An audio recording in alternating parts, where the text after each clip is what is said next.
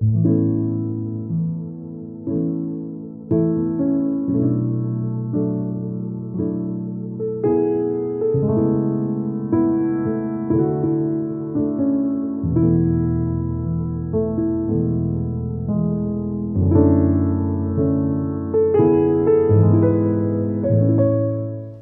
de Tesalonicenses, capítulo 1, versículo 5. Quiero leer solo este verso por ahora, pero me gustaría más adelante leerlo completo. Primera de Tesalonicenses, capítulo 1, verso 5. Pues nuestro evangelio no llegó a vosotros en palabras solamente, sino también en poder, en el Espíritu Santo y en plena certidumbre, como bien sabéis cuáles fuimos entre vosotros por amor de vosotros. Saben que me quiero quedar abrazado a esta línea de pensamientos que el Señor está tratando con nosotros en estos últimos días, y creo que el Espíritu nos está proveyendo una línea la cual siento de no abandonarla, y es cómo la palabra de Dios está trabajando en nuestro corazón. Como le decía hace un instante, cómo la palabra implantada en nosotros como comunidad y como familia está trabajando y está haciendo la obra del Señor. Lo mencionamos en la reunión anterior, tan solo una palabra basta y es suficiente para hacer que todo sea hecho completamente nuevo. Y toda la palabra que se implanta termina siendo visible. Todo lo que Dios envía, y lo dice a través de Isaías, no vuelve a él vacío, sino que produce el fruto para el cual la palabra fue enviada.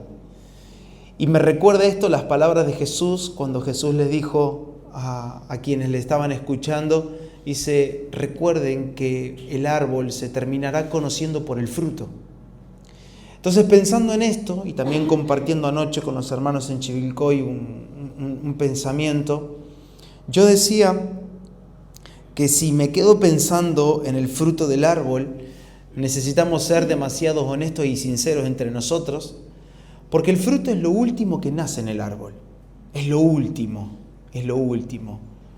La planta empieza con una semilla, comienza a brotar los primeros brotes, se comienza a formar no solo las raíces en primer lugar, sino que el tallo, después las raíces se engruesan un poco más, el tallo sigue siendo más fuerte, se comienza a enrobustecer, comienzan a salir las ramas, le salen las hojas, llega pasado el tiempo, comienza a florecer el árbol.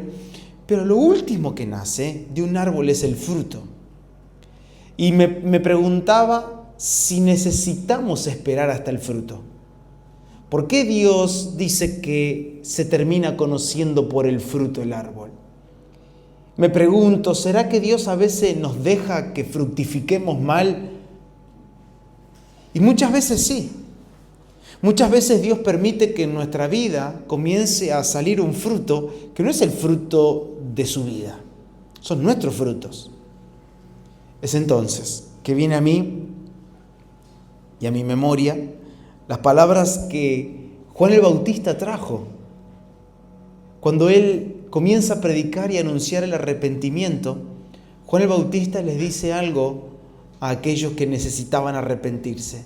Les dice: miren que el hacha está puesta a la raíz. Miren Lucas, capítulo 3, verso 8 y verso 9. Dice: haced pues frutos dignos de arrepentimiento, y no comencéis a decir de vosotros mismos: tenemos a Abraham por padre. Porque os digo que Dios puede levantar hijos a Abraham aún de estas piedras. Y ya también el hacha está puesta a la raíz de los árboles. Por tanto, todo árbol que no da buen fruto se corta y se echa en el fuego. A ver, el fruto es el fruto. El fruto es el resultado de aquello que hemos cuidado, que hemos regado, que hemos alimentado, que hemos protegido, que lo hemos atendido. Un árbol no llega a dar fruto por sí solo, sino que hay muchos componentes que rodean a un árbol para que termine dando fruto. A veces, en una frase demasiado hipócrita, podemos llegar a decir, ay, no sé cómo apareció esto en mi vida. Todos en algún punto sí sabemos cómo apareció. Porque todo lo que comenzamos a producir en nuestra vida, y son cosas que nos terminan avergonzando muchas veces, las otras no nos avergüenzan simplemente porque el que está al lado nunca se enteró. Pero las cosas que terminan siendo visibles comienzan a ser nuestra vergüenza. Vergüenza, algunos, repito, porque se logró descubrir la verdadera vida que llevaba en su interior. Entonces le avergüenza. Pero eso, sea conocido o no sea conocido, es un fruto. Y es un fruto que viene por causa de haber cuidado, alimentado y haber atendido una vida. En este caso, Juan, bautizando en el río Jordán como lo acostumbraba, estaba llamando a las personas al arrepentimiento simplemente porque el reino de los cielos, como él mismo lo decía, ya se había acercado. Jesús había venido, el reino de Dios fue enviado a través de Jesús, Cristo como reino, Cristo como el gobierno del cielo ya estaba en la tierra. Y Juan anunciaba el arrepentimiento porque Israel, si no cambiaba la manera de pensar, iba a rechazar al Mesías, y de hecho que así sucedió. Si ellos no cambiaban la manera de pensar, ellos creían que iba a venir una persona, no sé, con algún estereotipo especial, con algún ejército que lo acompañe, la fuerza de caballos de un ejército que esté a su alrededor porque había que derrocar a Roma. La opresión de Roma era muy importante en esos días y todo lo que los judíos esperaban era ese tipo de rey. Por eso que ellos necesitaban cambiar esa mentalidad o esa perspectiva tan greco-romana que tenían. Estaban acostumbrados a ver reyes, estaban acostumbrados a ver ejércitos, estaban acostumbrados a ver o a escuchar, mejor dicho, un tipo de filosofía, a discutir sobre política, a discutir sobre guerra, sobre estrategias, cómo derrocar un imperio. Todo eso es lo que estaba en la mentalidad. Y el anuncio de Juan fue: arrepiéntanse, porque el reino de los cielos ya está. Nadie iba a poder reconocer al reino si no cambiaban la manera de pensar.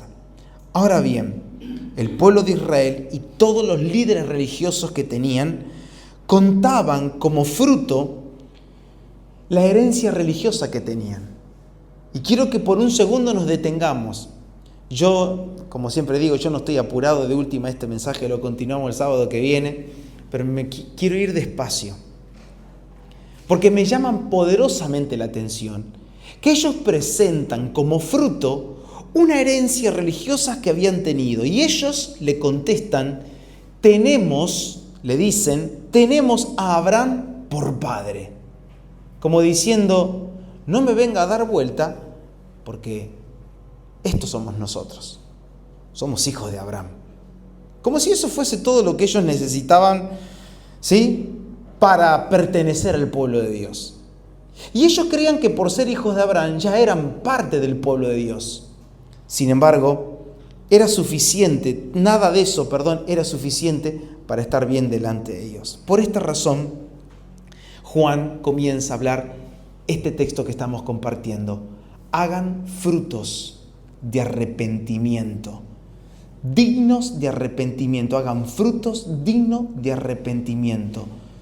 Lo que Dios estaba demandando de su pueblo no era la seguridad de una herencia de fe, sino un fruto verdadero. ¿Qué Dios estaba pidiendo de su pueblo? El fruto de una vida realmente transformada. Acá no cuenta tu historia, acá no cuentan tus hojas, podríamos decir, acá no cuenta el buen perfume que largás, acá no cuenta el buen tallo, las ramas. No. Yo no quiero nada de esto, no quiero historia, no quiero herencia, no quiero que me venga a chapear con que te sabes tal cosa de las escrituras. Yo lo que estoy buscando es un fruto verdadero. Lo que Dios buscaba y lo que Dios demandó siempre de su pueblo es el fruto de una vida transformada.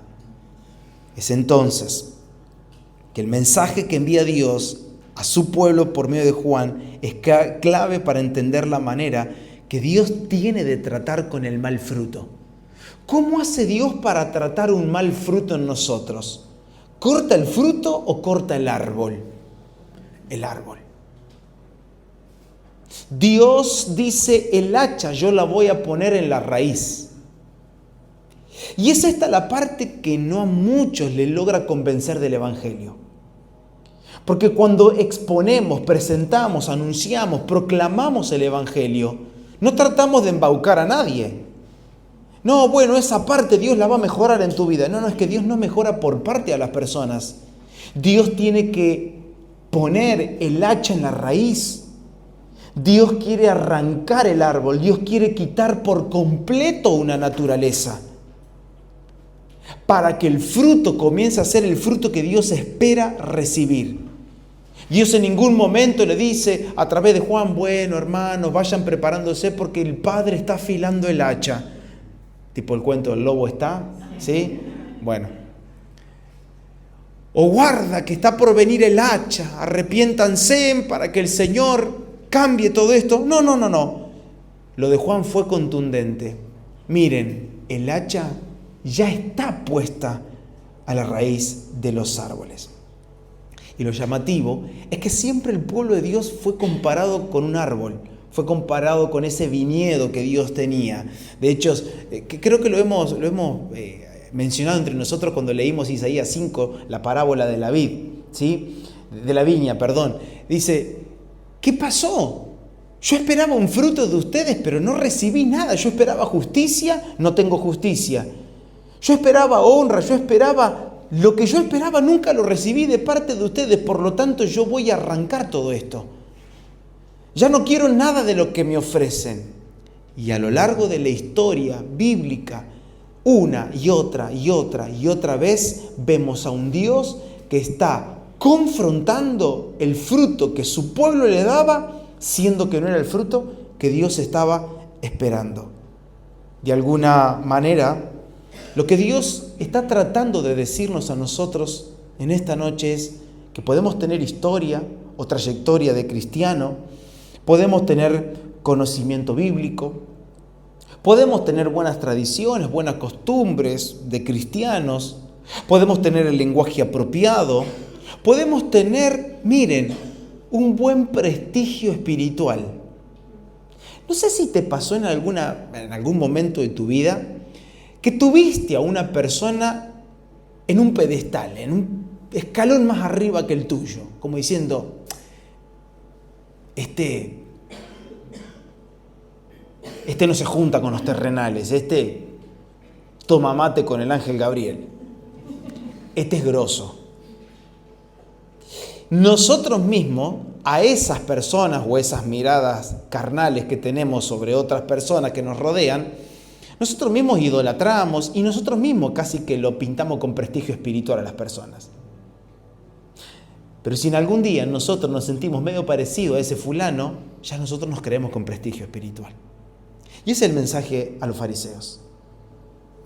Acá no me vengan con que las hojas están buenas, que el árbol está grosso, que está creciendo, que no sabe las flores que están saliendo y estamos comenzando a producir. Pero termina repitiéndose la parábola de Isaías cuando él dice, esas uvas son agrias, no son las uvas que yo quiero. Y Señor, pero son parecidas, pero no son las que yo quiero, no son las que yo busco. Entonces, ¿qué hacer cuando el fruto no es el adecuado?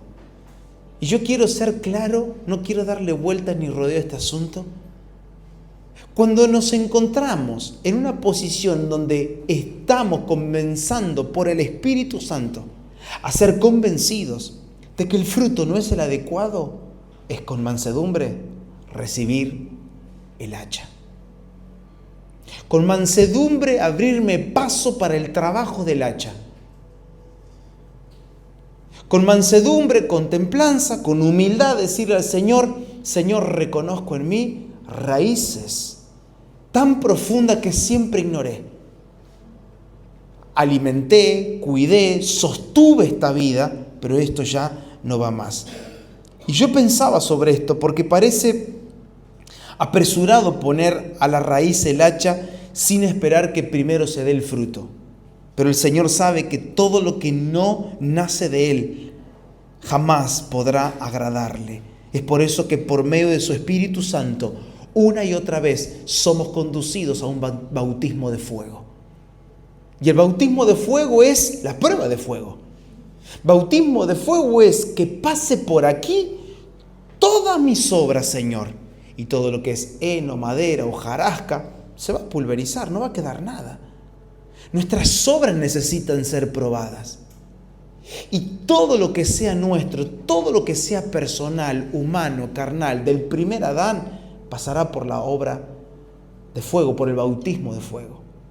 Y es ahí donde el Señor te está diciendo, todo lo que no da un buen fruto se termina achando y se termina quemando.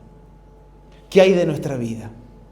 ¿Qué hay de todo lo que queremos darle a Dios por presión? No porque yo quiero darle, porque yo me encapriché, porque esto es lo que yo sentí en mi corazón que quiero darle a Dios. Y Dios dice, es que yo eso no estoy esperando. No, Señor, pero vos fíjate cómo te sirvo, fíjate todas las actividades que hago, fíjate qué hombre comprometido que soy. Siempre estoy dispuesto. Y no solo dispuesto, estoy disponible. Si a mí me llaman, yo, sí, pastor, vamos con todo. Pero Dios dice, pero yo lo que estoy buscando no es tu disponibilidad, no es tu servicio excelente, no es que tu servicio sea el más crack de todo, que vos resaltes en medio de la congregación. Yo lo que estoy buscando es que tu vida realmente esté siendo transformada por mi palabra. Pero cuando la palabra, como compartimos el sábado anterior, no habita en el lugar correcto, sino en el incorrecto, no en el correcto, sino en el incorrecto, no transforma. Alimenta una cultura, que es la cultura del conocimiento, la cultura de la información. Alimenta algo que no produce transformación. ¿Por qué? Porque de aquí me acerco a las Escrituras, de aquí me acerco a la palabra. Este se entrenó muy bien para la palabra y esta no sabe cómo la reproduce. Pero este nunca la guardó. Nunca se atesoró la palabra. Podemos volvernos hasta eruditos de cómo explicarle a las personas las Escrituras. Podemos ser muy buenos con un parlante y un micrófono en la plaza principal de la ciudad. Puedo mañana hasta sacrificar todos los ahorros de mis vacaciones para comprar un gran equipo de sonido para salir a predicar el Evangelio por todos los pueblos que rodean a Bragado. Pero si mi vida no ha sido transformada, ese árbol será echado. ¿De qué tenemos que cuidarnos? ¿A qué tenemos que estar vigilantes en estos días? Y todos los días de lo que nos queda por vivir. Necesitamos estar vigilantes de que nuestras obras sean las obras que Dios esté pidiendo. Y que cuando miremos adentro encontremos un corazón contrito y humillado. Un corazón amarrado a la mansedumbre, sujeto a la esperanza de Dios, para comenzar a producir un real fruto de la fe y no un falso fruto. Es acá donde yo no puedo no ir a esa parábola que Jesús le contó en Juan 15, diciéndole, miren que yo soy la vid, ustedes son las ramas, el que permanece en mí y yo en él, este que dice, llevará mucho fruto. ¿Saben por qué? Porque separado de mí, ustedes no pueden hacer nada. Entonces, este es el panorama antes de pasar o antes de acabar esta introducción que sabía que se me iba a extender un poquito. ¿Cuál es el panorama? Dios no te quiere como árbol. Dios te quiere como rama. Dios no quiere que yo sea un gran árbol frondoso lleno de frutos. Dios dice, vení, porque el árbol soy yo, vos sos la rama, yo soy la vid verdadera, ustedes son los pámpanos. Ustedes son una extensión de mí que tendrán el honor y el privilegio de que al recibir mi vida y unidos a mí, ustedes puedan llevar mucho fruto. O sea, fíjense en que este es el panorama del Evangelio. No se trata de lo que yo hago, sino en dónde estoy permaneciendo. ¿A quién me estoy uniendo? ¿Con quién me estoy volviendo uno? ¿A quién me estoy abrazando? ¿En dónde permanezco? ¿Quién es mi sustento? ¿Quién es mi fuente? La vid, Cristo. Y esta es mi oración en estos días. Que el Señor pueda ayudarnos para ver si es que nosotros ya nos creemos un gran árbol o quizás hoy podemos reconocernos como una rama que está débil y que cada día necesita de su suministración. Así como la rama recibe la savia, la fuente, la genética, la naturaleza que la vid le proporciona para producir los racimos, así somos en Cristo. Si estamos separados de Él, seremos simples árboles que algún día terminaremos dando fruto. Y es ahí donde Jesús dice, recuerden, al árbol lo van a conocer por el fruto. Qué lindo es que la gente no nos conozca a nosotros, sino que como ramas podamos decir, así es la vid. Yo siempre digo, ¿no? Cuando alguien va, he estado en algunas fincas, tengo unos amigos que tienen una finca y producen varias frutas de la región. Bueno, yo justo un día voy y caigo en el momento de la poda. Y él me decía, acá tengo que estar encima, dice. Es la parte más importante, más que la cosecha, porque de esto depende la cosecha. Y tenía solamente una persona a cargo de las podas.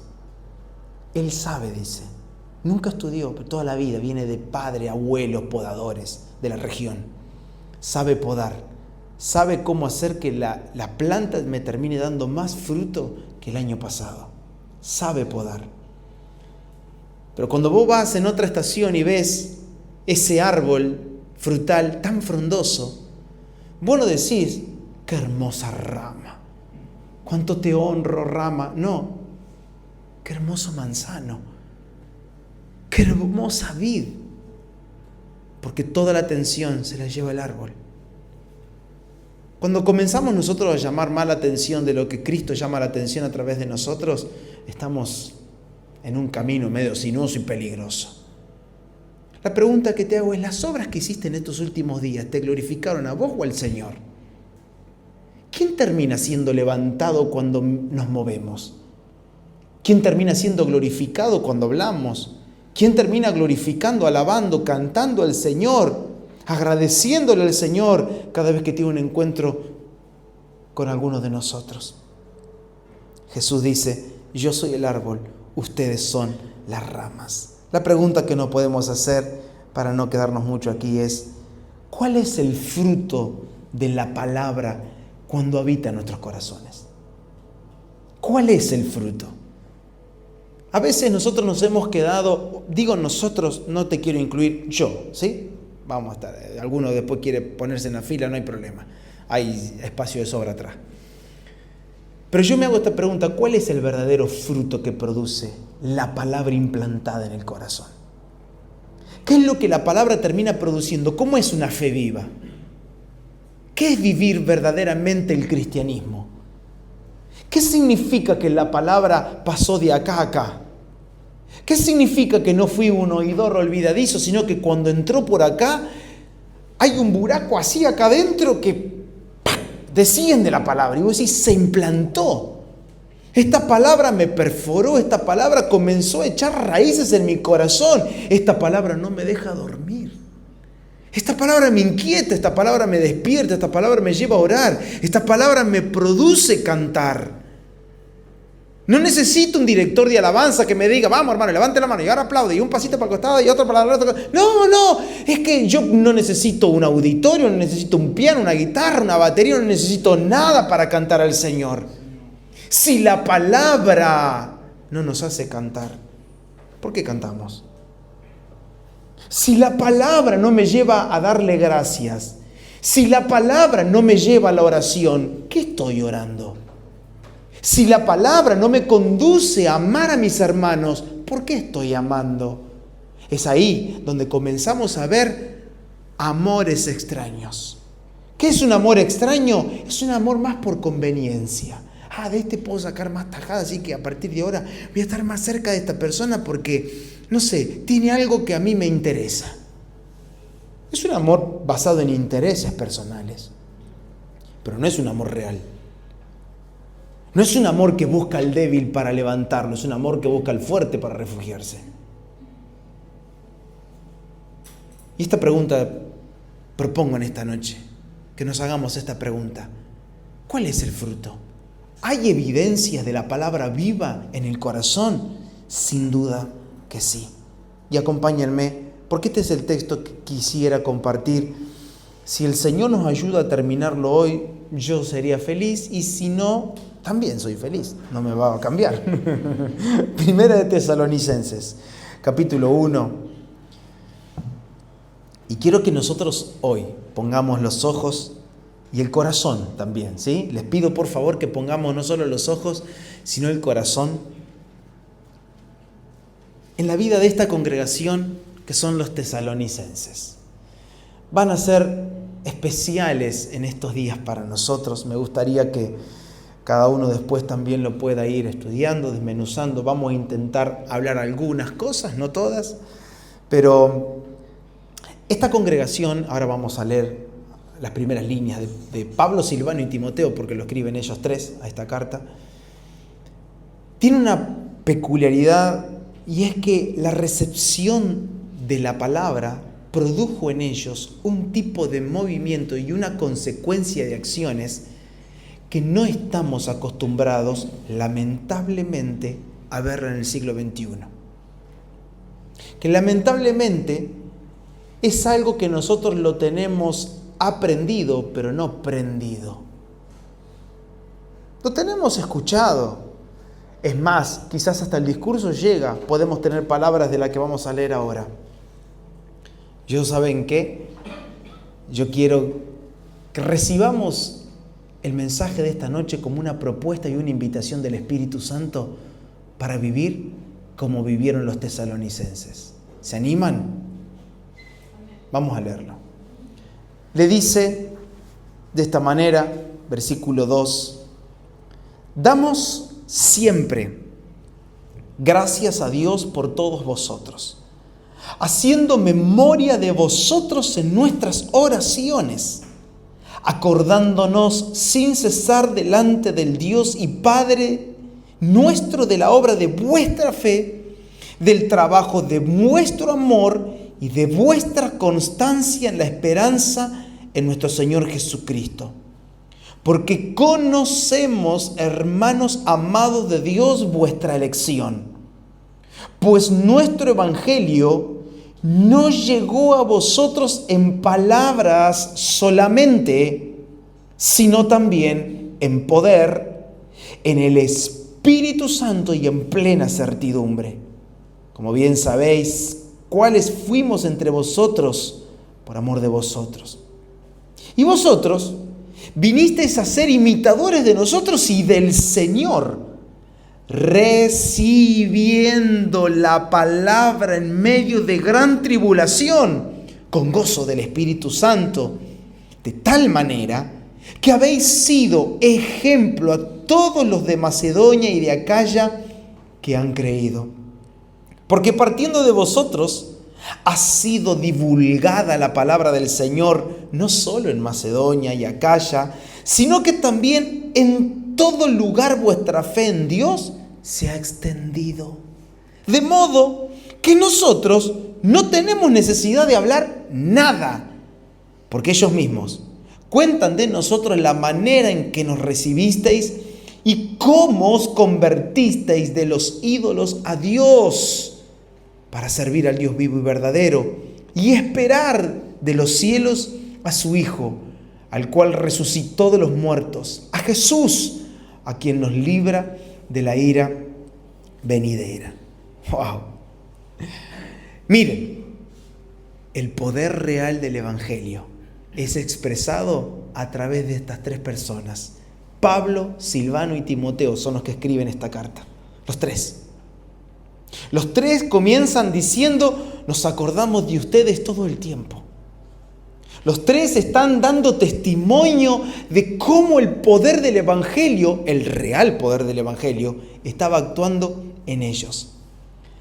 Es la contracara con la palabra que Juan el Bautista tiene.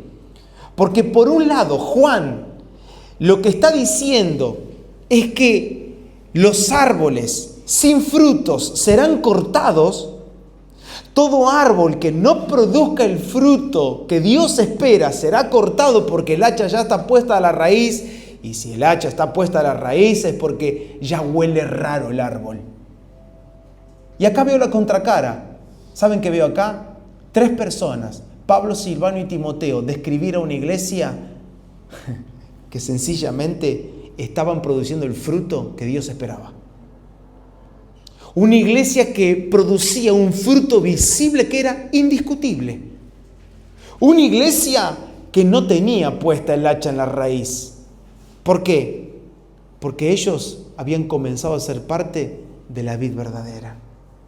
Esta iglesia comienza a demostrarnos, y vamos a ir desmenuzando algunas cositas en esta noche, comienza a enseñarnos, Dios a través de estos hermanos, cuál es el fruto que produce cuando la palabra realmente aterriza en un corazón que es como una buena tierra.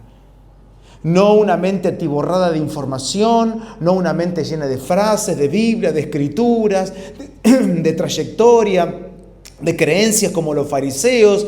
No era una iglesia que chapeaba diciendo, nuestro padre. No, si eran gentiles.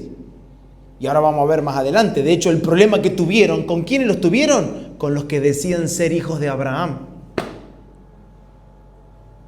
El problema que tuvieron problemas policiales, tuvieron problemas con la justicia, problemas severos. ¿Por qué tuvieron ese problema? Sencillamente porque los que sí tenían el hacha puesta en la raíz comenzaron a decir, esto no va más, con esta gente no se puede, están alborotando todo, están trastornando la ciudad. Ahora lo vamos a leer, me gusta spoilear a veces.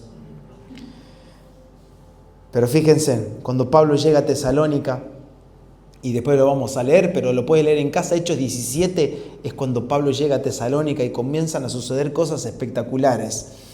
Anunció el Evangelio y dice la Biblia, ahí en Hechos 17, que Pablo estuvo 3 semanas nada más. O sea, durante 3 días de reposo nada más estuvo. Así que mientras que Pablo estaba ahí, 3 semanitas nada más, lo que sucedió sencillamente fue de que suficiente fueron las 3 semanas para que el Evangelio prenda. Para que el Evangelio pueda brotar. Para que el Evangelio pueda... Ya está. Te hago una pregunta. ¿Cuántas semanas hace que te están predicando el Evangelio? Son muchas, ¿no? ¿Para contar? Bueno, ¿cuántos meses? También son muchos, ¿no? Bueno, ¿cuántos años? Capaz que son varios, ¿no? Lo vamos checando. ¿Cuántas décadas? ¿Ustedes están escuchando? 3 semanas. 3 semanas. Hicieron todo esto. 3 semanas. Mirá al que tenés al lado y decirle, te empezaron a predicar a vos en esta noche, perdón. Quiero disimularlo, pero no puedo decirle.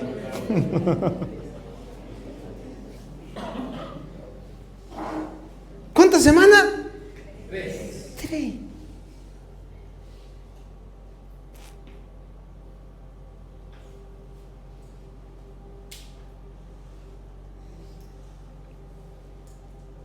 ¿Cómo no mirar hacia adentro y replantearme todo? ¿Cómo voy a seguir haciéndome el desentendido y adornándonos entre nosotros con palabras como, acá estamos creciendo en la fe, hermano? No sé qué tipo de fe le está creciendo, pero sigue siendo el mal llevado de toda la vida, ¿o no? Hoy no vinieron los mal llevados, ¿no? Lo aclaro. El mismo carácter, en los mismos pensamientos, sus estructuras, sus tradiciones que terminan eclipsando a la fe. Primero está mi práctica, mi creencia, mi teología, mi interpretación y ya está. Y después, bueno, que el Señor hable si quiere. Como un agregado. Como que todo lo que viene de parte de Dios y de parte del Espíritu, y comenzamos a silenciar las reprensiones del Espíritu Santo.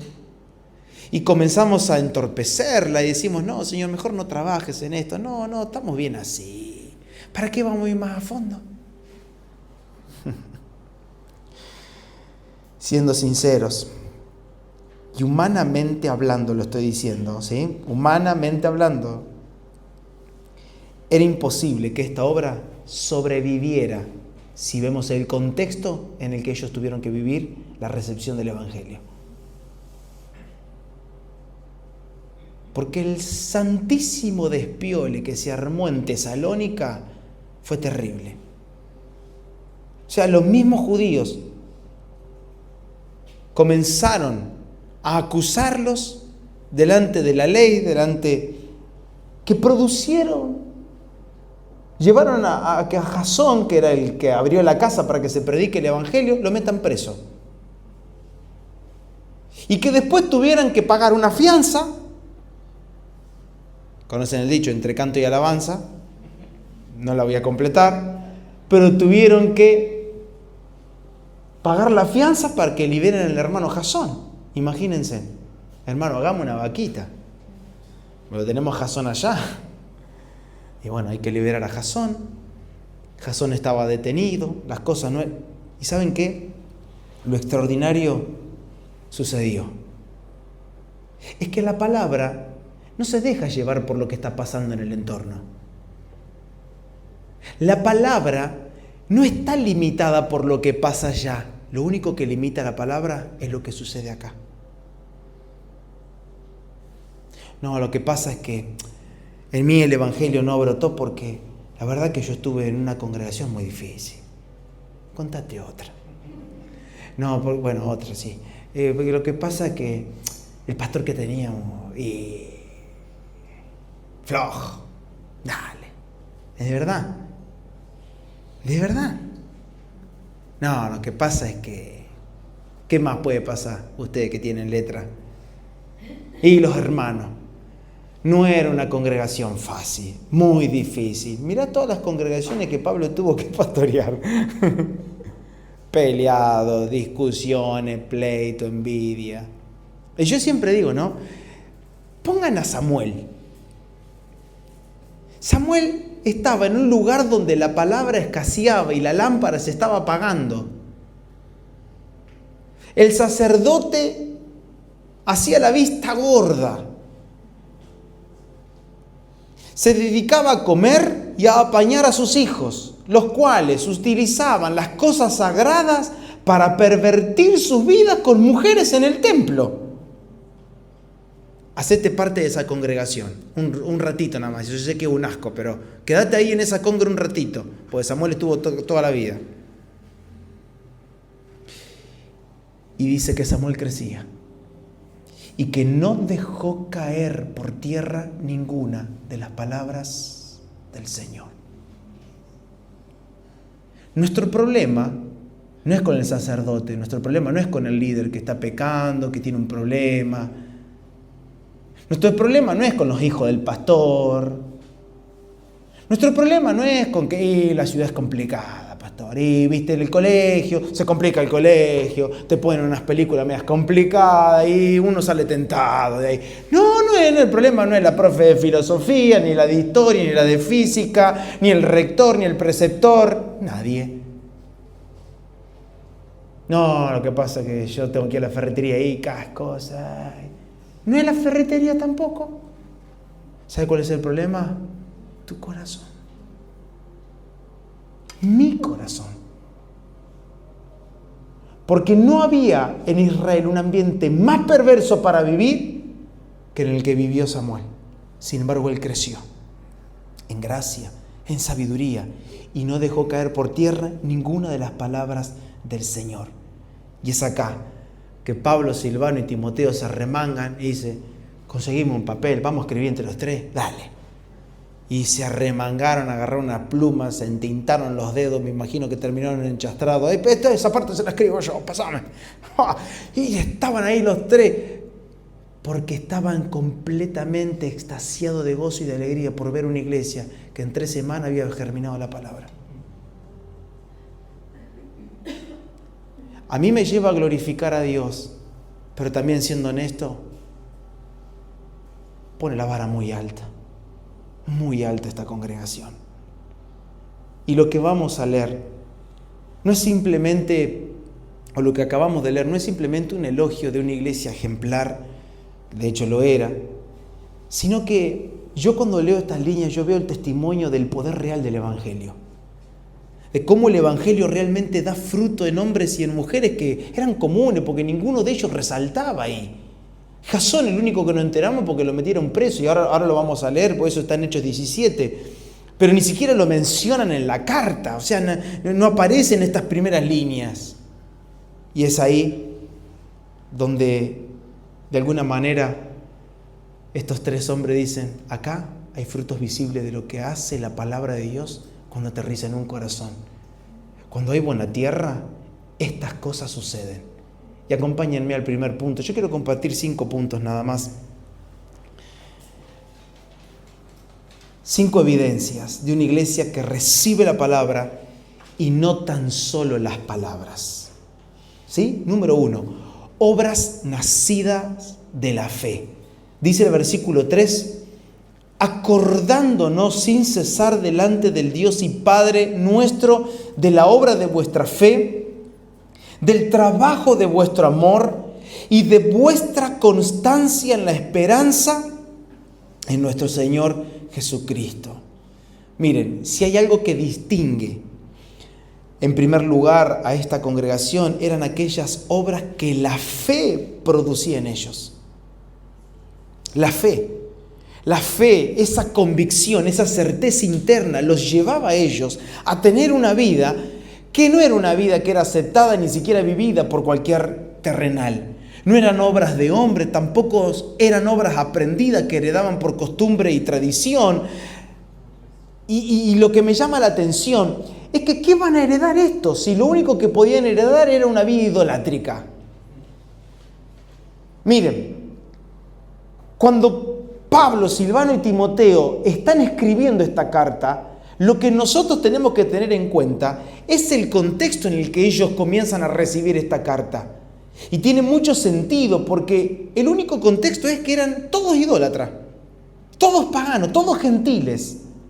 Saben que ahí en Tesalónica, hasta el día de hoy, hay una avenida que es la avenida Ignacia, es Vía Egnatia se llama, que era la calle que conducía conectaba Occidente con Oriente. Hasta el día de hoy existe esa avenida en Tesalónica, que es la avenida Ignacia, que es la avenida principal de Tesalónica. Y si te vas más a las orillas de Tesalónica y te vas más ya para el lado de donde te toca viajar o las afueras de Tesalónica, se logra ver en parte que esa vía Egnatia todavía está. ¿Ves los empedrados romanos en medio de las montañas? Porque cruzaba y conectaba. Pero ¿qué es lo llamativo? Que en esa avenida, al ver tanto cruce cultural, comercial, estaba lleno de ídolos. Así que la avenida Ignacia era una avenida llena de ídolos. Tenías el altar y el templo a Afrodita, a Zeus, a Baco, a Dionisio. Estaban todos ahí. Estructuras de piedra. Entonces, cuando vos ibas a tener un trato comercial a la avenida Ignacia, porque si laburabas, tenías que ir a la avenida Ignacia para que te salga el pique del laburo. ¿Dónde iba a conseguir trabajo? En la avenida Ignacia.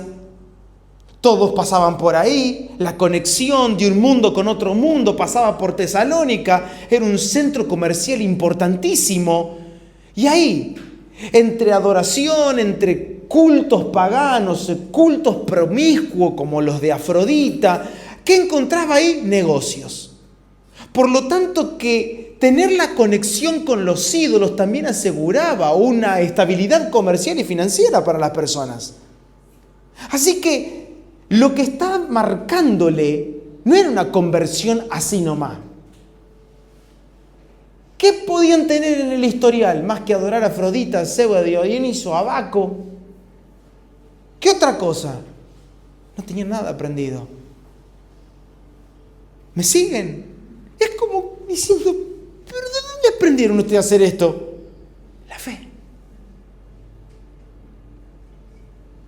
No tuvieron un padre, un abuelo pastor ahí. Sabían cómo fornicar en el templo de Afrodita.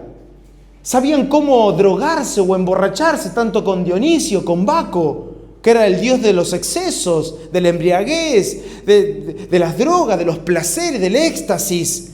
Eso sí lo sabían. Pero ¿cómo aprendieron a amar a su prójimo como a sí mismo? La fe se los enseñó. ¿Cómo aprendieron a proclamar el evangelio si no hicieron ningún curso de evangelización? Otros cursos tenían. Pero cuando el hacha llega a la raíz y arranca el árbol, aún el pasado del pecado es borrado. Y todas las cosas son hechas nuevas. Porque de modo que si alguno ahora ya no es árbol, permítanme esta aclaración. Déjenme jugar con el texto. De modo que si alguno está en Cristo, nueva criatura es. De modo que si alguno es injertado como rama a la vid verdadera, nueva criatura es. Ya no es más árbol, ahora es una rama. Ya no produce más lo de aquella vida, ahora produce un fruto de justicia, y todo lo que produce, lo produce por la fe del Hijo de Dios que se ha internado, sembrado y echó raíces acá adentro. Dios haciendo y produciendo en ellos el querer como el hacer. ¿Están conmigo en Tesalónica ahora? Ese era el historial de ellos. Simple y sencillo. ¿Qué tenés, hermanos, acá? ¿De cuántos años tendría? Tendría jóvenes de 15, de 20, tenías adultos de 40, 50, de 70 años, toda una vida sirviendo a otros dioses paganos, ajenos. ¿Cómo podés en 3 semanas producir obras de fe? Eso es lo que hace la palabra. Que cuando la palabra habita en el lugar correcto, la obra del Señor es indiscutible. Frutos de justicia. Número 2. La palabra siempre estuvo por encima de las palabras. La palabra siempre estuvo por encima de las palabras. Dice el verso 5. Pues nuestro evangelio no llegó a vosotros en palabras solamente. Me encanta esta aclaración. Porque usa la palabra solamente, como siempre lo aclaro con ustedes. No estamos bastardeando, menospreciando las predicaciones, las palabras, las enseñanzas, las frases. El tema es cuando es eso solo. Nuestro evangelio no llegó a vosotros en palabras solamente, sino también en poder y en el Espíritu Santo y en plena certidumbre, como bien sabéis cuáles fuimos entre vosotros por amor de vosotros. Miren, ¿saben lo lindo de todo esto? Es que ellos sí aceptaron las palabras proclamadas y predicadas de Pablo, de Silas, porque fue con Silas. Sí le habían aceptado las palabras, pero ¿saben qué? Ellos tuvieron otra experiencia. No se quedaron en las palabras. Ellos amaron la palabra del Evangelio.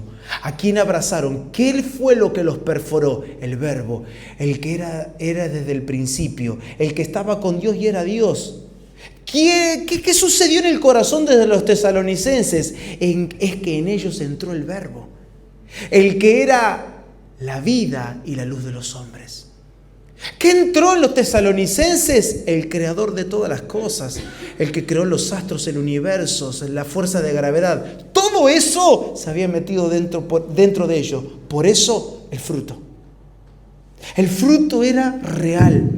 No solo aceptaron las palabras, sino que recibieron el poder. Eso tiene la palabra, poder. ¿Qué produce la palabra? También mencionado aquí por ellos, certidumbre. No tenés una generación de doble ánimo como la que denuncia Santiago. No, y bueno, y vamos a ver, y si el Señor nos acompaña. ¿Cómo es eso? Si el Señor ¿sabe o no sabe? ¿Tener la certeza o no tener la certeza? ¿Para dónde va? ¿Para el norte o para el sur? Y bueno, que Dios nos guíe. No, dale. ¿Qué dice la palabra en tu interior? Vamos, hermanos, no podemos seguir teniendo una vida de incertidumbres. No podemos seguir. Yo no estoy diciendo que ahora tenemos que saberlo todo, pero sí tenemos que tener la certeza de decir, esto Dios nos manda a hacer. Este es el testimonio en el Espíritu. Para esto es este dinero. Para esto es las horas que me queda. Me quedan 2 horas de ocio. Para esto las voy a dedicar. Esto haré con mi esposa hoy. Esto haré con mis hijos. A esto me dedicaré. No invertiré el dinero acá. Lo pondré acá. ¿Es normal? No, porque en la vida, en la tía, no se hace así, pero en la fe sí. Ellos comenzaron a tener una vida que no se parecía en nada a la vida que llevaban las personas que vivían en la avenida Ignacia. Que se habrán perdido grandes negocios, clavado. Imagínate. De hecho, le pasó a muchos hermanos de la iglesia primera que cuando comenzaban a distanciarse de los ídolos, comenzaban a apagarse los negocios. Comenzaban a menguarle el flujo financiero, porque ellos ya no eran parte de los cultos paganos. Número 3.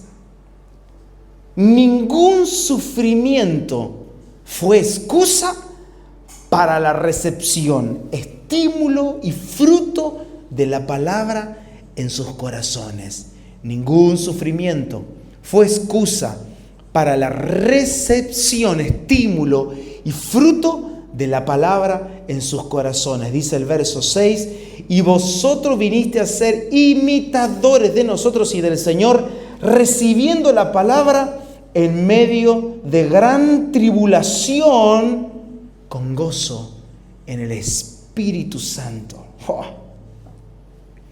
En medio del sufrimiento que les tocaba atravesar, y ahora vamos a meter el contexto del sufrimiento que lo vengo prometiendo, ahora en un ratito vamos a Hechos 17, pero aguanten ahí.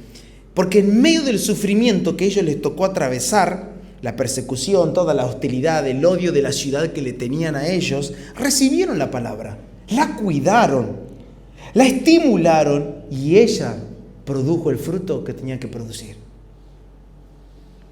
Mis hermanos, yo sé que vos lo sabés, todos lo sabemos acá. Nunca hay una excusa para que la palabra no dé fruto. ¿Y en dónde recaemos todo el tiempo? Aquí. Si esto está cuidado, la palabra produce fruto. El tema es que lo que primero descuidamos es esto. Imagínate si cuidaríamos el corazón como cuidamos el trabajo. Bueno, espero que todos estén cuidando el trabajo. Ya que mal empleado, llega tarde, se duerme. No. Bueno. 15 minutos antes que llegue al trabajo, mínimo. Nadie dijo amén. Voy a orar por ustedes. Imagínate si cuidaríamos el trabajo como cuidaríamos... ¿Qué cosa? Hay gente que cuida el perro, incluso más que su propio rostro. Más que su propia vida. El perro despampanante. La vida de ellos es destartalada, pero el perro está bien. Hasta los odontólogos llevan al perro. Imagínate si así cuidaríamos el corazón. Si cuidaríamos el corazón como cuidamos tantas otras cosas de la vida, como cuidamos nuestros ahorros, como cuidamos nuestros tesoros terrenales. En medio del sufrimiento lo hicieron. Y el contexto está detallado. Miren, Hechos 17, verso 5, dice: entonces los judíos que no creían tenían, ¿qué dice? Celos. Tomaron consigo a algunos ociosos, siempre hay uno que está el divino botón, hombres malos, y juntando una turba, alborotaron la ciudad y asaltando la casa de Jasón. ¿Ustedes se imaginan? Imagínate si esto lo tenemos que hacer novela. Te sale bueno ese capítulo. Asaltaron la casa de Jasón. Yo me imagino que habrá sido eso. Procuraban sacar sacarlos al pueblo. O sea que lo agarraron con las manos en la masa. No sé si estaban en pleno culto. Prédica, imagínate que ahora entren acá. ¿No? ¿Y la casa de quién era? Ya sabemos a quién van a llevar acá.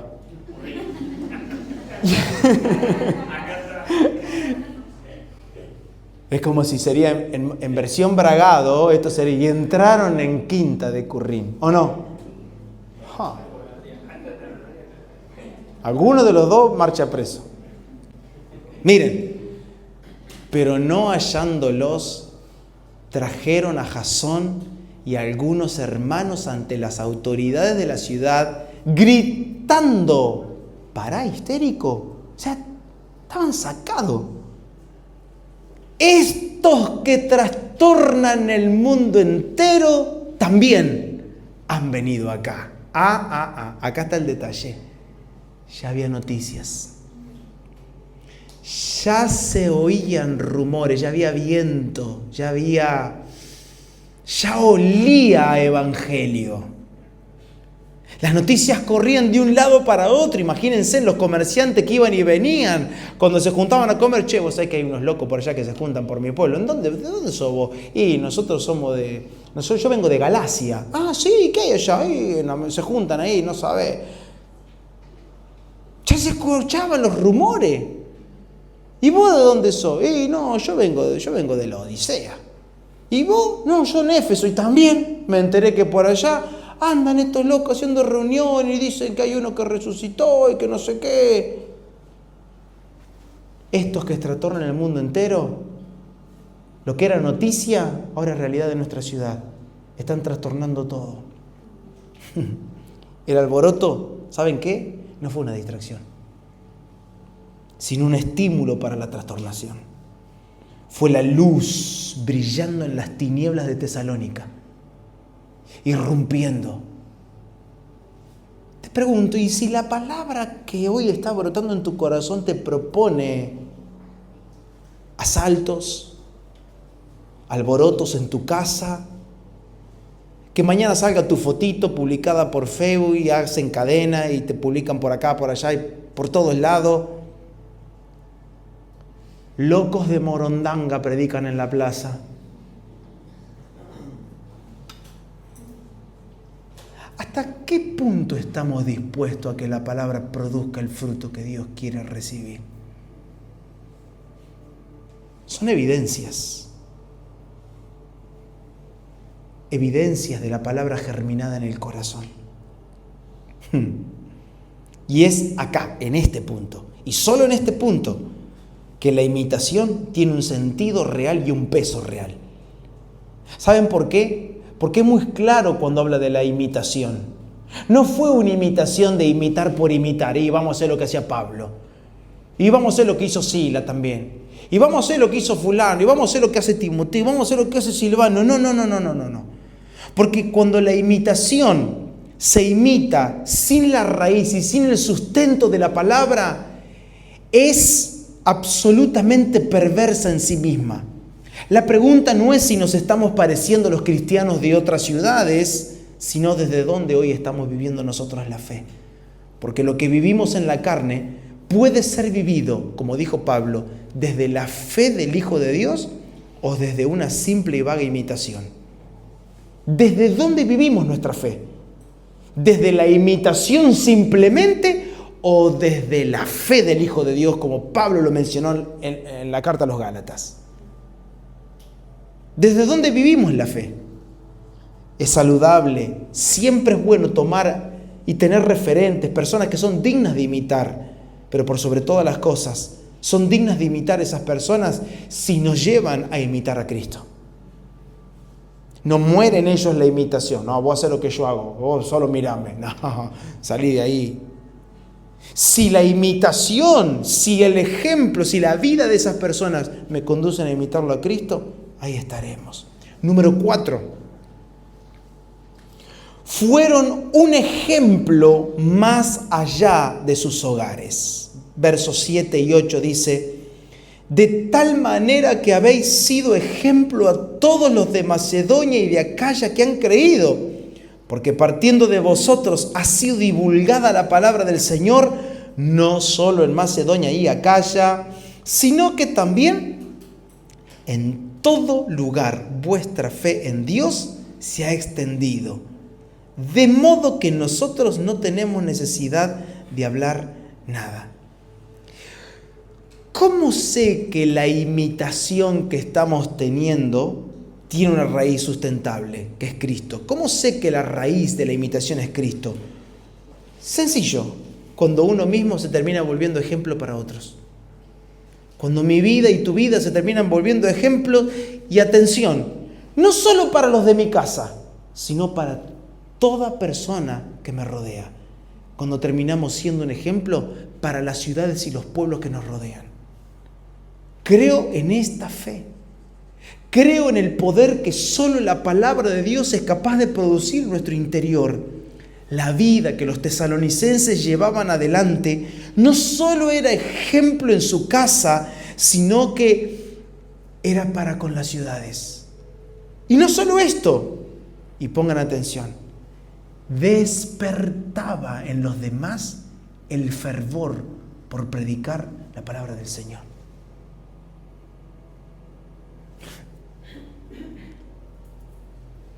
Yo quiero ir cerrando. ¿Tu vida de fe está produciendo todo esto?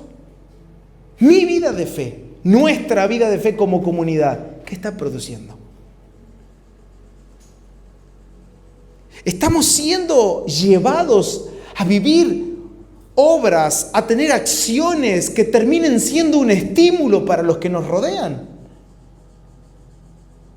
Nuestra vida termina siendo realmente el estímulo aún para los que no son creyentes. Que digan, necesito eso. ¿Cómo hacer para no guardar rencor? ¿Cómo hiciste para olvidar eso? ¿Cómo hiciste para dar vuelta a la página? ¿Cómo hiciste? ¿Cómo lo solucionaste? ¿Cómo no estás así asustado con la economía, con todas estas cosas que suceden? La palabra da fruto. La palabra da fruto. No siempre podremos explicar la fe. No siempre. Y yo quiero que recibas esta palabra en tu corazón, por favor, en esta noche. No siempre la iglesia en Bragado podrá explicar su fe, pero una cosa sé, podremos visibilizarla. ¿Y sabe qué le pido a Dios en oración? Señor, seguí haciendo tu obra en nosotros. Yo quiero animarles, porque está comenzando a verse en cada uno de ustedes el brote de la verdadera fe. Porque a través de ustedes Dios está motivando y está despertando y está estimulando a muchas personas que lo rodean. Y llegarán los días donde muchos hablarán de tu fe, de la de tu casa, y donde muchos hablarán de la fe de los hermanos en Bragado. Y cuando nos juntemos a hablar con alguien, no sé si tendremos tantas explicaciones, pero una cosa estoy seguro: nuestra fe será visible. Tu fe seguirá siendo visible. Es entonces que las personas que nos rodean, en el trabajo, en la familia, en la calle, en la ciudad, en otros comercios, conocerán a Cristo Jesús. Porque no nos moveremos como cualquier otro comerciante. Porque no haremos negocios como todos los demás hacen. Porque no transitaremos el secundario como todos los estudiantes lo atraviesan. Porque no tendremos un matrimonio como todos los matrimonios tienen. Porque tendremos una vida en la carne, pero plantados en la fe del Hijo de Dios. La vida de la palabra producida en nosotros. Quinto y último, ya termino. Quinta evidencia: la conversión de los ídolos al Dios vivo y verdadero. Dice el verso 9 y 10, porque ellos mismos cuentan de nosotros la manera en que nos recibisteis ¿Y cómo os convertisteis de los ídolos a Dios para servir al Dios vivo y verdadero y esperar de los cielos a su Hijo, al cual resucitó de los muertos, a Jesús, quien nos libra de la ira venidera? Miren,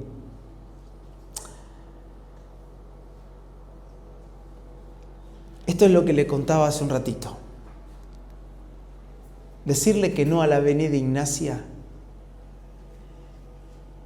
era una decisión no liviana, pesada. Prácticamente todas las posibilidades y las chances para comerciar podían llegar a cerrarse cuando abandonabas los ídolos. Decirle que no a ciertos cultos, ciertas tradiciones. De hecho, no recuerdo ahora, pero hay un dios al que se adoraba, al cual todos unidos iban a adorarlos como gremio. Los gremios, que era el núcleo de los trabajadores en aquel entonces, que traficaban telas, tintas, púrpura. Lo que sucedía era que si vos no estabas ligado a ese gremio que rendía culto a los dioses, se te cerraban las puertas para, en este caso, traficar o comerciar telas. Y menciono esto porque es el caso que conozco y que he leído. No estar en la avenida Ignacia era algo pesado. Era quizás perder tu trabajo, era perder las grandes oportunidades que te iban a enriquecer en la vida. ¿Cuál era el testimonio? El testimonio es este. Ustedes se convirtieron de los ídolos. Y yo quiero cerrar teniendo una reflexión que solemos tener muy a menudo entre nosotros. Y es que los ídolos no siempre son de madera, de yeso, de piedra. A veces los ídolos, y en la mayoría de los casos, son ídolos invisibles pero reales en el corazón. No se ven, pero están acá gobernándonos todo el tiempo. Hay ídolos como el prestigio, el reconocimiento, el dinero. Tenemos como ídolos la comodidad. Ay, que a mí no me saquen de mi zona de confort. A mí que no me presenten una incomodidad porque a mí ya me la complican ahí, ¿viste? Tenemos como ídolo el entretenimiento. Otros tienen como ídolo el ministerio o el servicio, y hoy Diego lo mencionaba un poco al principio. Tenemos como ídolo el conocimiento. Idolatramos las palabras, ignorando la palabra. Tenemos como ídolo, lo mencioné hoy, la reputación espiritual, o incluso tenemos como ídolo la opinión que nosotros tenemos de nosotros mismos. Nos quedamos un ratito ahí, un ratito nada más, yo ya termino. ¿Qué pensás de vos?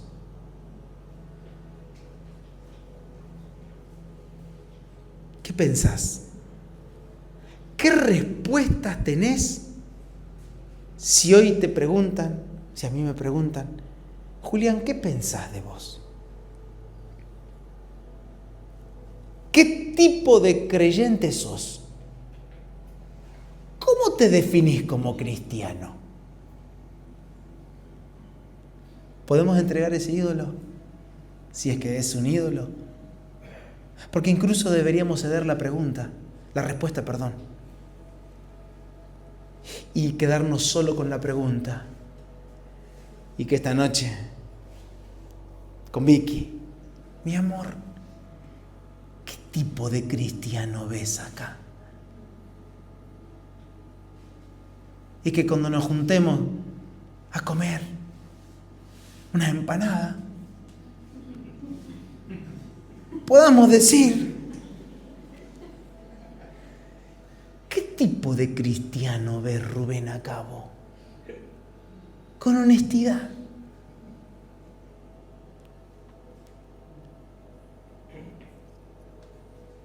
¿Estamos en la madurez para preguntarnos mutuamente, ¿qué cristiano estás viendo en mí? Mi vida estimula tu fe. mi manera de vivir. ¿A qué te ha excitado en esta vida? ¿Ha excitado la fe? ¿Ha elevado la demanda por la palabra, la oración, el fervor? ¿Qué te produce mi vida? ¿El amor a la palabra o el rechazo al Evangelio? Entre nosotros deberíamos hacernos esas preguntas. Y tampoco, no, la verdad que no, con sinceridad. Y no lo hagan en grupo, porque en grupo vamos a querer quedar bien. Pero no sé si se invitan entre ustedes en la semana. A veces le digo a Vicky, cuando esté por acá, voy a aterrizar en la casa de cualquiera, a cualquier hora toma mate. Por eso Dios me deja allá todavía. A tomar un café. No sé, voy a salir a correr con Gustavo. Gustavo, ¿querés que te diga qué tipo de cristiano sos? Porque si no me lo preguntas, se lo voy a decir. ¿O no? Esa también es buena. Mi amor, ¿querés que te diga qué creyente sos? Nah, tranquilo. Con mi suegra lo voy a hacer mañana. Cierro. La palabra, el que es desde el principio, que creó todas las cosas, sí sigue creando cosas aquí dentro. Y lo que hace es la obra redentora. Su obra redentora está aquí, produciendo una transformación integral, completa. Y mi oración en esta semana fue darle gracias a Dios por cada uno de ustedes. Porque sí, estamos viendo frutos. Porque sí, estamos viendo una fe digna de imitar. Porque sí damos testimonio de que ustedes están abandonando los ídolos para servir al Dios vivo y verdadero. No hemos llegado al fin de la carrera, pero una cosa estoy seguro, que el Dios que ha comenzado en nosotros la buena obra será fiel en completarla. Te animo, pero a la misma vez que este mensaje nos exhorte a no relajarnos y a decir, Señor, quiero seguir atento a esa palabra que has metido dentro de mi corazón. Quedarme, abrazarla, atenderla, cuidarla, estimularla, protegerla, exponerla al riego constante, exponerla en la comunidad de los santos, para que esa palabra, que es fiel, que es pura, siga creciendo. Amén. Pónete de pie. Padre, gracias. Gracias por tu palabra. Gracias por ser fiel. Gracias por utilizar y darnos la oportunidad de que en este tiempo podamos estar todos juntos atendiendo tu palabra y poniendo atención a todo lo que nos estás hablando. Que cada palabra, cada expresión, cada ejemplo, cada lectura que hicimos, cada reflexión, cada pensamiento sea un estímulo a la fe y sea como el agua que riega esa semilla poderosa de tu palabra. Benditos somos en ti, Señor. Benditas cada familia presente. Bendito cada corazón. Bendita la tierra de cada corazón.